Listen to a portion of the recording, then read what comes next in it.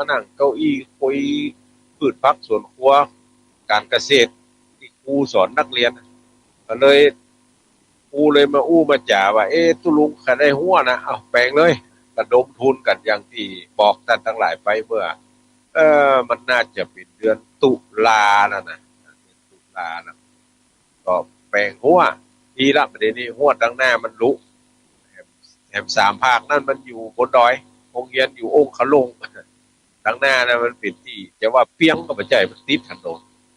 งัวเลยมาเข้าดังหน้าแปลงหัวดังหน้าเรียบร้อยเอาใส่ตาข่ายเรียบร้อยแล้วก็แปลงประตูโรงเรียนเนี่ยประตูเล็กเนี่ยประตูตาข่ายเนี่ยลากมาจุให้พังแล้วก็ล็อกขัดแย้เปิดไปก็เปิดไปให้ลากไปให้พังแปลงเรียบร้อยละแล้วก็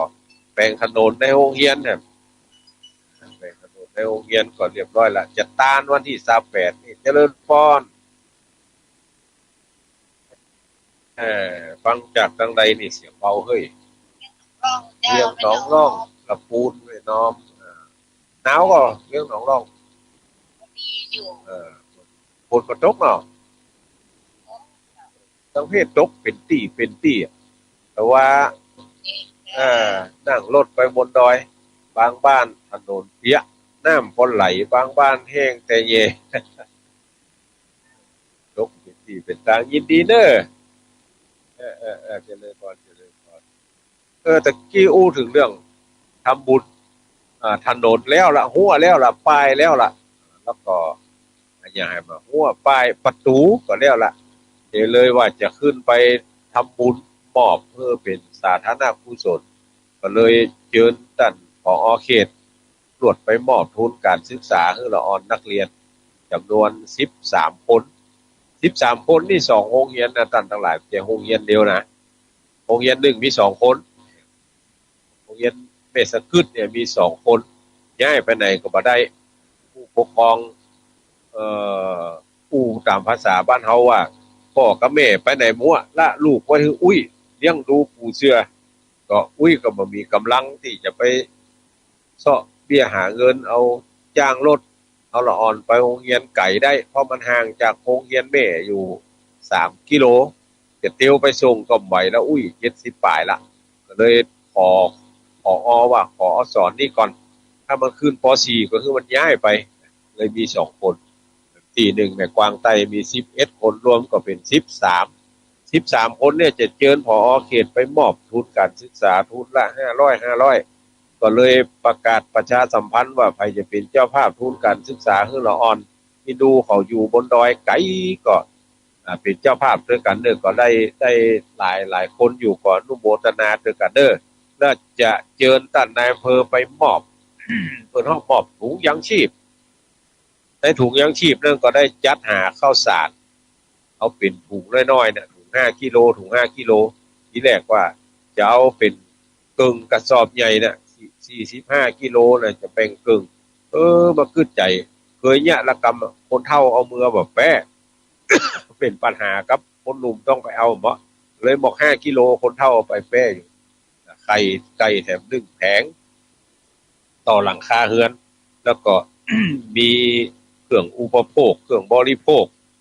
อุปโภคก็มีเสื้อผ้าส่วนหนึ่งที่ได้รับมอบมาก็จัดเป็นชุดหลังคาไหนจะได้เตียวไปผืน2 ผืนเสื้อแขนยาวเสื้อแขนสั้นเสื้อยืดซึ่งของไม่ยิงกว่าจ่ายศูนย์กันแล้วแต่จะเอาไปแบ่งกันคนเดียวหลังคาไหนก็จะได้ถุงหนึ่งส่วนของละอ่อนนักเรียนก็จะแยกออกไป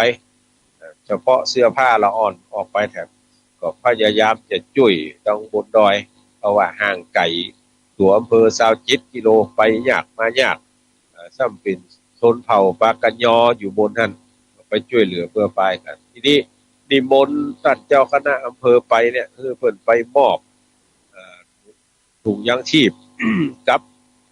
สตางค์เขาจะว่ากล้าจ้างก็บ่ใช่กล้าสมนาคุณผู้ปกครองนี่ไปช่วยแปลงประตูเทปูนเข้าโรงเรียนเทปูนเข้าไปเพิ่นก็ไปช่วยกันแต่ผู้ปกครองเนี่ยคนไหน ไปวันเสาร์วันอาทิตย์ มันนับดูแล้วก็คนไหนจะเป็นเกือบ10 รอบ ก็เลยจะนิมนต์หลวงพ่อเจ้าคณะอำเภอไปมอบรับอัปปันของสมนาคุณและก็ถุงยังชีพเพื่อแก่13 คนเนี่ย13 รายแล้วก็จะเชิญผอ.โรงเรียนแม่หรือโรงเรียนบ้านห้วยเพิ่งเนี่ยไปมอบของเบี้ยยังถุงยังชีพเพื่อกับเหล่านักเรียน วันนั้นก็มีผู้บริจาคชุดนักเรียนใหญ่มีน้อยมีก็เลยเอาไปคัดกันบนว่าได้กางเกงมันเป็นกางเกงกีฬาก็บ่ใจเป็นกางเกงขาสั้นบ้านเฮาฮ้องว่าเตียวซ้อนเตียวซ้อนขาสั้นนี่นะเตียวกีฬาเหมือนกันนี่แหละมันเป็นเตียวซ้อนคนไหนก็ได้ไป4 ตัวต่อคน13 คนนี่นะเสื้อแหมเป็นยิงนี่ได้เสื้อด้วยได้เสื้อได้กระโปรงกดย้ายก็ได้เตียวสีน้ำเงินไปสีกากีไปก็เมื่อได้มาแล้วก็เอาไปเจือจุนหมู่ดังบนดอยก็ถามว่าโรงเรียนต้องการยังพ้องก็หลายสิ่งหลายอย่างที่ต้องการก็จัดซื้อจัดหาไว้เรียบร้อยละให้จะอยู่ใกล้ไปตัวกันก็ขึ้นไปด้วยกันที่โรงเรียนบ้านเมฆกวางใต้อำเภอแม่ลาน้อยจังหวัดแม่ฮ่องสอนจะทำบุญวันที่28นี่อาตมาภาพนี่จะไปวันที่26เนี่ยจะขนครัวขึ้นไปกำวันนั้นวันที่18ก็ขนขึ้นไปรอบละครัวขนขึ้นไปละรอบละข้าวสารข้าวสารที่ไปแจกขนไปละวันที่26นี่จะขนน้ำขนเสื้อผ้าขนสปะที่จะไปใช้คนนั้นมีไฟฟ้าแต่ว่าเครื่องอำนวยความสะดวกอย่างอื่นบ่ใครมีวันนั้นก็เลยเอาเก้าอี้ขึ้นไปแถม24 ตัวยกก่อนก็เอาไป20 ตัวโดยปารมีธรรมของท่านพระครูสังฆลักษวัฒน์สุทธิยาโนเจ้าวาดวัดถาวรรังสีมงโตนได้ลูกเคาะเก้าอี้ไปอยู่20 ตัวยกก่อนนะก็จัดหาสิ่งของที่มันบ่มีบนนั้นน่ะโรงเรียนตั้งรูปเพราะมันมีพร้อมละมีพร้อมกูอันกูสิ่งแล้วก็ การจุนเจือของภาครัฐเนี่ยมันทั้งลุ่มเขานี่มันพอจะไปกันได้อยู่แต่ทั้งบนดอยเนี่ยมันถ้าตามบ้านเมืองเรามันบ่คุ้มค่ากับการลงทุนของรัฐมันจึงบ่มีเครื่องอำนวยความสะดวกเท่าที่จะมีได้ คลื่นสัญญาณ ก็ขาดหายกระเดียวก็มีกระเดียวก็หายกันอยู่ดีหรือดักแวดมันก็มีดังนั้นก็ได้ไปช่วยเหลือเพื่อปายกันใครจะ หอมกินหอมตานก็เอิ้นจะกันมาใครจะไปเด้อกันก็ไปเด้อวันที่28พฤศจิกายนเนี่ย25นี่ไปที่วัดบางกำแพง26เนี่ยอาตมาจะล่วงหน้าไปก่อนล่ะ26 27 28นี่จะทำบุญที่โรงเรียนแม่กวางใต้ทำบุญตานถนน ตานป้ายตานหัวตานประตูโรงเรียนคือแล้วใจผู้ที่หอมสตางค์กันไปแปลงก็ยกก่อนก็ได้ 50,000 ปลายยกนู้นนี่ก็ได้ 50,000 ปลายก็อนุโมทนาขอบคุณเด้อกับผู้ใจบุญทั้งหลายแล้วก็อนุโมทนาขอบคุณครับเจ้าภาพทุนการศึกษา ถึงที่เป็นผู้เจ้าถึงที่เป็นคนบ้านให้หอมกันมาบางคนก็พอในหน้าเฟซหน้าไลน์ของอาตมาภาพก็หันแล้วก็มีใจที่จะทำบุญสุนทานก็ได้โอนสตางค์มาร่วมทำบุญสุนทานด้วยกันก็ขอเป็นบุญเป็นกุศลเด้อจ๋าว่าจะเอาแหมเกิงชั่วโมงบัดนี้ได้มา28 นาทีละก็ขึ้นใจว่าท่านผู้อำนวยการก็คงเตรียมการต้องพูดแหม30 นาทีเนี่ยว่าจะเยอะจะได้ก็ว่ากันไปต้องพูดก็ขอนำรายการนี้จากท่านทั้งหลายไปก่อนเนาะขออำนวยอวยพรให้ทุกท่านที่ได้ยินได้ฟังเสียงนี้แล้วก็ห่วงใยในสุขภาพของอาตมาภาพเพื่อได้